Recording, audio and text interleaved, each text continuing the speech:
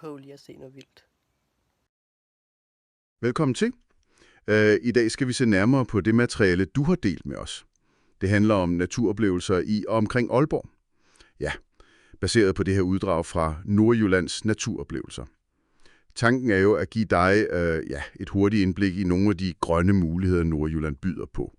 Uanset om du lige er flyttet hertil, eller bare mangler lidt ny inspiration. Materialet starter jo ret fint med den der pointe om, hvordan frisk luft og natur, det giver ro i sjælen. Det handler om at komme ud, være til stede, og måske, hvem ved, opdage noget uventet. Et spændende dyr eller lignende.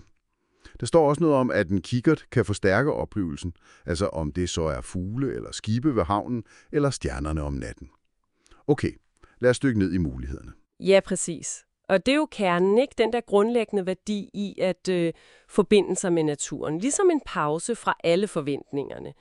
Men lad os se på de konkrete steder, som materialet fremhæver. God idé. Skal vi starte lidt uden for selve Aalborg? Kilden nævner Rold Skov, beskrevet som nærmest magisk. Det er jo ikke bare træer, men en blanding af tæt skov, enge og vand. Og det, der er interessant ved beskrivelsen af Rold Skov, det er jo netop variationen.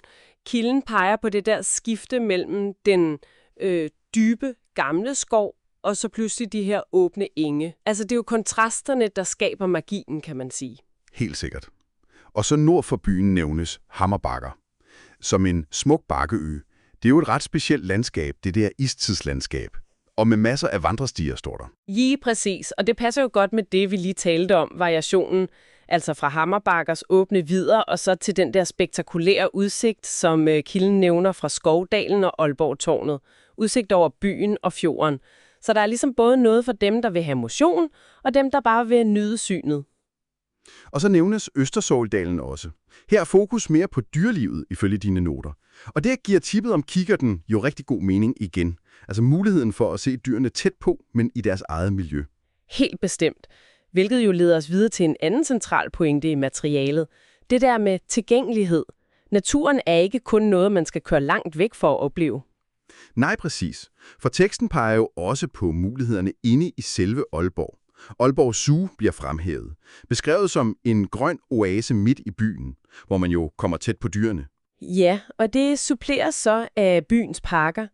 Især Kildeparken nævnes i materialet, med de der snodede vandløb og hyggelige kroge. Det er jo et godt eksempel på, hvordan man kan få et lille pusterum